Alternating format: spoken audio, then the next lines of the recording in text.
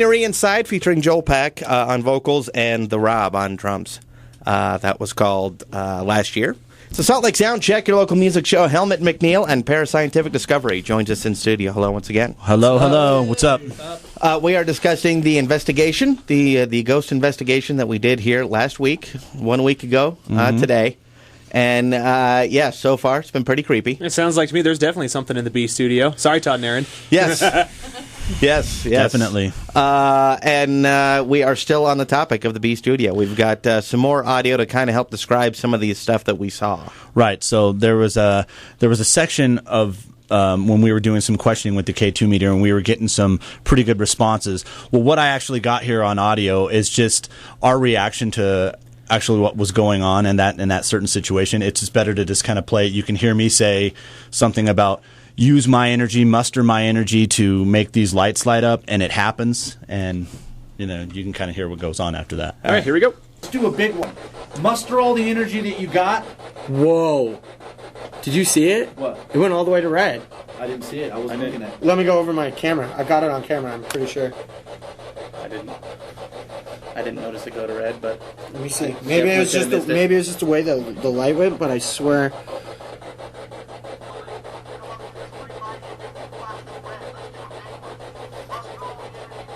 See? Whoa. Yeah, it did go. I did see that. Yeah, I'm gonna muster all the energy you got, and it went blink.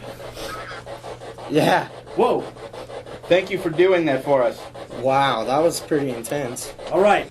All right, now let's explain a little more in depth what that was Right. and what so happened I had there. the K2 meter, and I was telling it to use my energy, use the energy around me to muster up as much energy as you possibly can to make the K2 meter go all the way to red, which is the maximum that it can actually read, which is pretty significant considering the fact that that's like beyond 25 milligauss. It'd be like having 10, 12 microwave ovens on at the same time in the room. Oh, wow. And to have that go all the way to red and have that happen when I ask it to do it is pretty significant considering that it did happen, and we didn't actually see it, but when we look back on it. Yeah, so I handle a lot of the video aspect of our group, and I was filming, and I was looking through the rangefinder, and I saw it blip up to red, and I was like, oh my gosh, I saw that. And when I went over the video, showed you guys, that's the reaction that we heard on that recording. Yeah, that's pretty significant if you think about the energy that has to manifest to make that happen. Yeah. And when we got a baseline and it wasn't doing that, no fluctuations at all, we get something like that is pretty significant to us.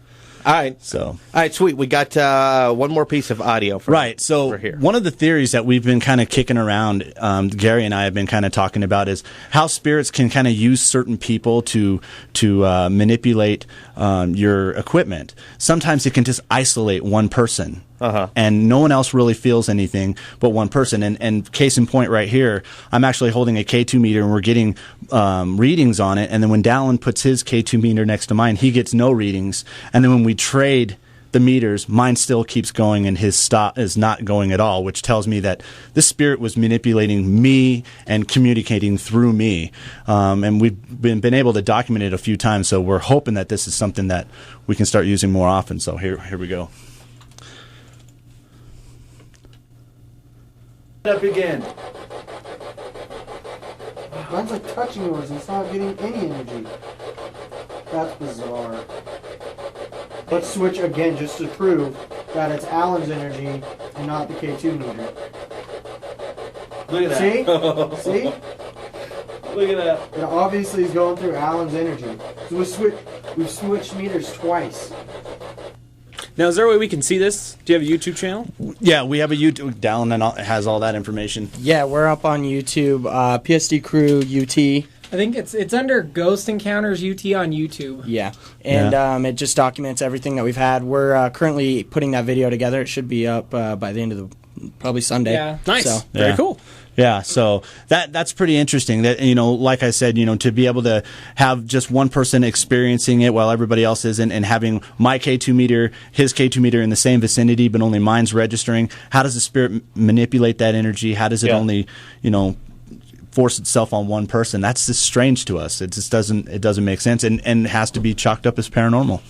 I would certainly think so. On the way, of course, coming up right towards the end of the hour, right before 7. Is what I think is probably the crown jewel of the night. Yes. So Jimbo, don't go anywhere. We're going to be bringing you in for that. But in a few minutes, we've got some more EVPs we're going to talk about. Tell me just a quick little bit about those. So these EVPs are mainly captured on the Spirit Box. We could talk about that a little bit later, but yeah, that's it. Caught in a different part of the building, right? Yes. Away from the B studio. So we'll talk about that in just a few minutes, as well as have some music from Cody Jordan and more. It's Helmut McNeil, Parascientific Discovery, live in studio, the Salt Lake Soundcheck on KBER